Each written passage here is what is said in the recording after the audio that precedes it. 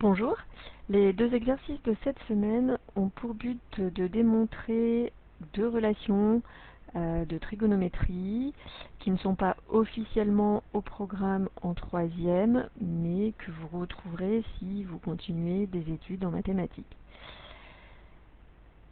Le premier exercice, on va démontrer une relation qui est vraie pour n'importe quel angle aigu A, qui dit que cosinus de A au carré, donc multiplié par lui-même, plus sinus de A au carré, donne toujours comme résultat 1.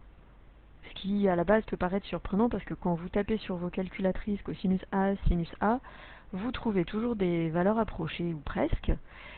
Et du coup, on peut s'étonner de se dire que quand on additionne deux valeurs qui sont des valeurs approchées, a priori, on obtient un résultat exact. Alors, en réalité, cette égalité-là, elle doit vous faire quand même penser un carré plus un carré égale un nombre, elle doit vous faire penser un petit peu quand même aussi dans le triangle rectangle au théorème de Pythagore.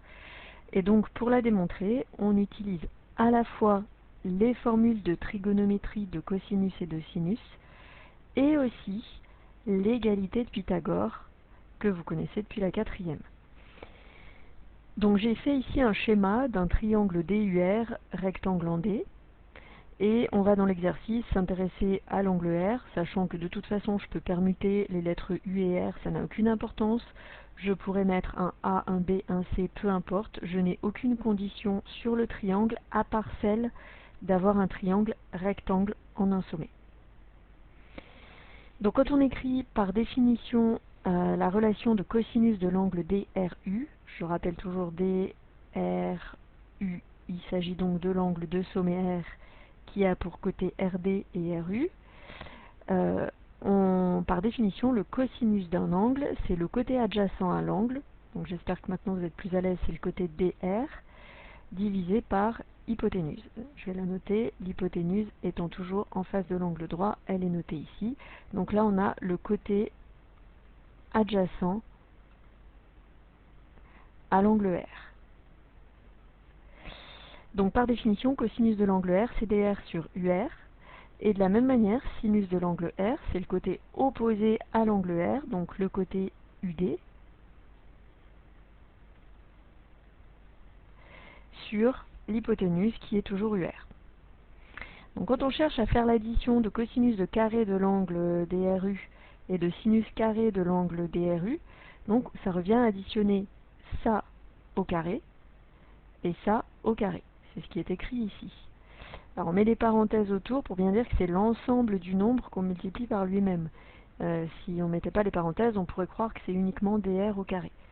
Maintenant, si vous préférez, vous écrivez dr sur ur fois dr sur ur pour bien montrer qu'on multiplie le nombre par lui-même. Quand on va, du coup, là je passe un petit peu vite l'écrire, c'est comme si on avait dr fois dr sur ur fois ur. Et ici, du fois du sur toujours ur fois ur. Donc comme ces fractions ont le même dénominateur, on additionne simplement les numérateurs entre eux, et on a le dénominateur qui reste le dénominateur commun, à savoir ur fois ur. Donc on se retrouve avec une fraction qui a comme numérateur dr au carré plus du au carré, et comme dénominateur, le dénominateur commun donc des fractions précédentes, ur au carré. C'est là qu'intervient le théorème de Pythagore, puisque, quoi qu'il arrive, dans le triangle rectangle DUR, le carré de l'hypoténuse, donc UR au carré, est égal à la somme des carrés des deux autres côtés, donc DR au carré plus DU au carré. Donc cette partie qui formait notre numérateur, en réalité, c'est égal à UR au carré. Du coup, on se retrouve avec, comme résultat ici, UR au carré, pour cette partie-là, sur UR au carré. Donc un nombre divisé par lui-même, le résultat est fixe, c'est 1, c'est une valeur exacte. Donc de manière générale, quand on a un triangle rectangle qui comporte un angle A aigu, le cosinus de l'angle A multiplié par lui-même plus le sinus de l'angle A multiplié par lui-même est égal à 1. On passe maintenant à l'exercice numéro 31. Donc dans l'exercice numéro 31, en fait, on a pour objectif de démontrer une une égalité de trigonométrie encore, qui permet de relier directement la tangente d'un angle au sinus et au cosinus.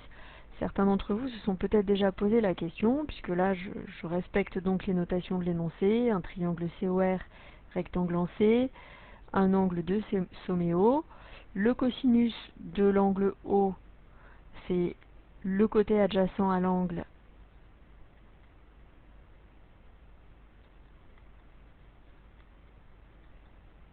divisé par l'hypoténuse, qui est donc toujours OR en face de l'angle droit.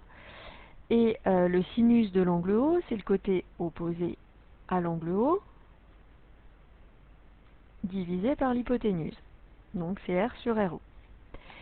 Et quand on écrit en fait la tangente de l'angle COR, toujours cet angle-là, on va écrire que c'est le côté opposé divisé par le côté adjacent. Côté opposé, côté adjacent qu'on a déjà utilisé pour sinus et cosinus. Donc on se dit qu'il n'y a que 3 côtés, à un moment donné les relations sont liées. Alors en effet, si on cherche à l'écrire, comme tangente de l'angle COR c'est CR divisé par CO, si on exprime CR à partir des relations qu'on a écrites au-dessus, on voit qu'il apparaît ici.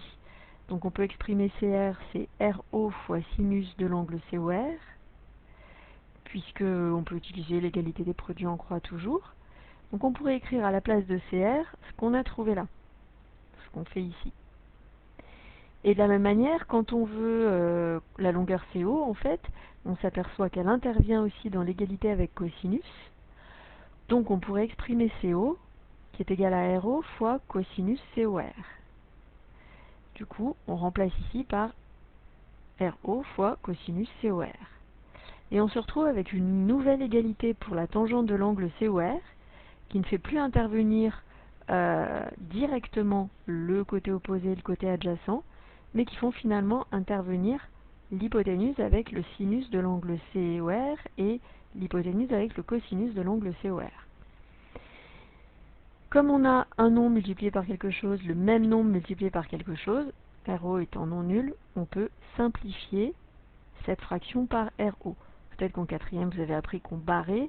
En fait, en sixième vous aviez vu qu'on divisait le numérateur et le dénominateur par un même nombre. Donc on peut diviser le numérateur par RO et diviser le dénominateur par RO. On obtiendra une fraction équivalente.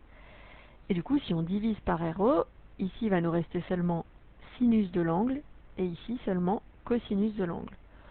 D'où une nouvelle relation qui est que quand on cherche à exprimer de manière générale pour un angle aigu A, la tangente d'un angle aigu, c'est égal au sinus de cet angle divisé par le cosinus de cet angle. C'est valable donc pour n'importe quel angle aigu, puisqu'ici on avait juste comme condition d'avoir au départ un triangle rectangle avec donc un angle aigu sur lequel on s'est positionné pour faire l'exercice.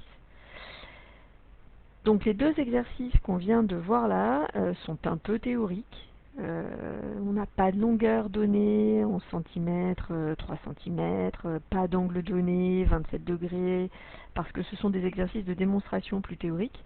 Je vous ai mis d'ailleurs sur la fiche de planning cette semaine que ce sont des exercices un petit peu en route pour la seconde, donc ils sont intéressants à faire si vous envisagez d'aller en seconde générale, parce que ce sont des relations que vous retrouverez, mais ce sont, je le redis, des exercices un peu difficiles. Si vous avez eu du mal à les comprendre, ou en tout cas à les faire seuls, c'est normal. Habituellement, ce sont des exercices que je propose en classe et qu'on fait ensemble dans la leçon. On note les résultats dans la leçon simplement. Voilà.